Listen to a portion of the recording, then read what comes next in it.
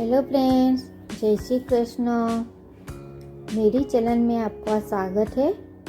तो आज हम भरवा करेले की सब्ज़ी बनाएंगे। तो मेरी तरीके से आप एक बार ये करेले की सब्ज़ी बना के देखना, घर में सबको पसंद आएगी। तो चलो रेसिपी शुरू करते हैं। तो भरवा करेला बनाने के लिए मैंने 3 करेले ले लिए। अब हम करेले के ऊपर के छिलके को निकाल लेंगे।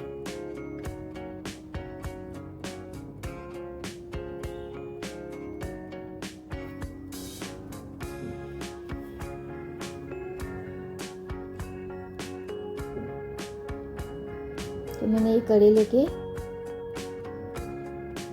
छिलके निकाल लिए। अब हम करेले को कट कर लेंगे। तो हमें उसके बीच में से इस तरीके से कट लगाना है और बीच में से जो बीज आते हैं उसको निकाल लेंगे।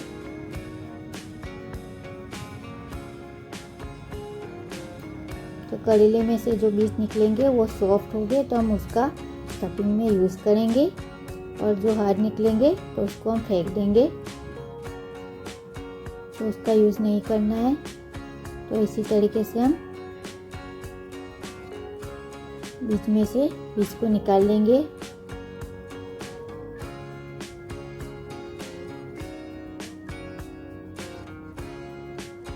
तो मैंने तीनों करेले में से बीज को निकाल लिया है।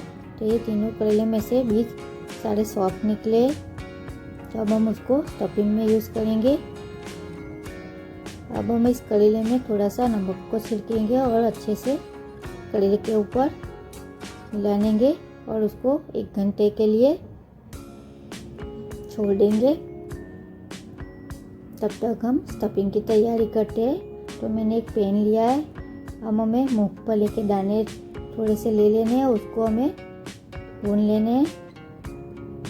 ये हमारे मूंगफली के दाने भून चुके हैं, उसको निकाल लेंगे। अब वापस से पैन में जो सफ़ेद वाले तिल आते हैं वो डालेंगे।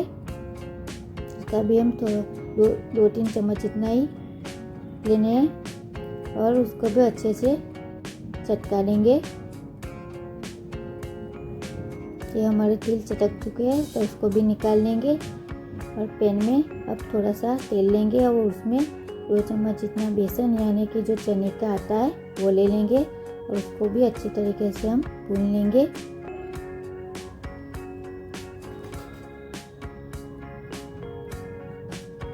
तो मैंने ये चने के आटे को भी भून लिया है। अब हमें जो मूंगफली के दाने हैं उसके मैंने छिलके निकाल लिए, उसको और सफ़ेद वाले तिल को एक साथ कूट लेंगे।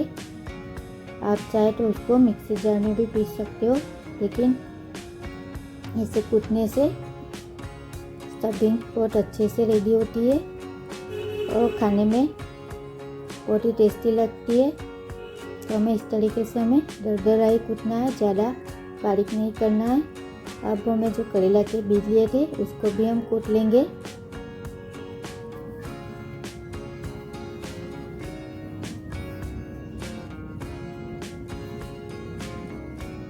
तो मैंने करेले के बीज को भी कूट लिया है।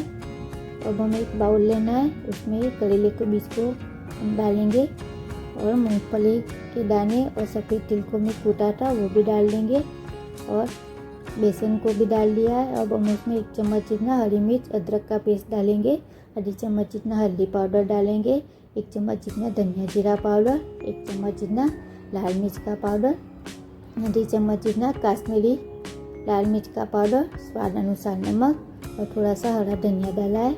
अब ऊपर से हम 2 चम्मच जितना तेल डालेंगे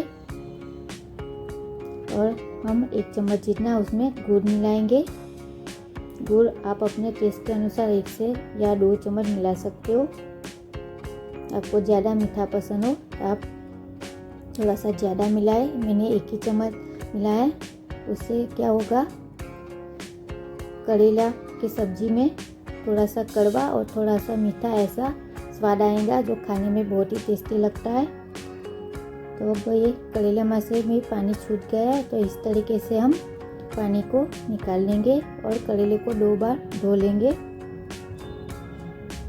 तो मैंने करेले को धो लिया है। अब हम उसमें स्टफिंग भरेंगे। तो हमें ज़्यादा दबा दबा के स्टफिंग नहीं भरना है, हल्के हाथों से स्टफिंग भरेंगे।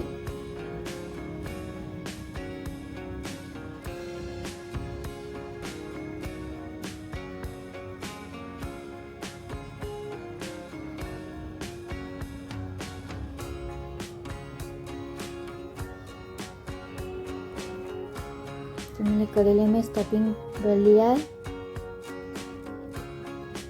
इसमें से थोड़ा स्टफिंग रह गया है।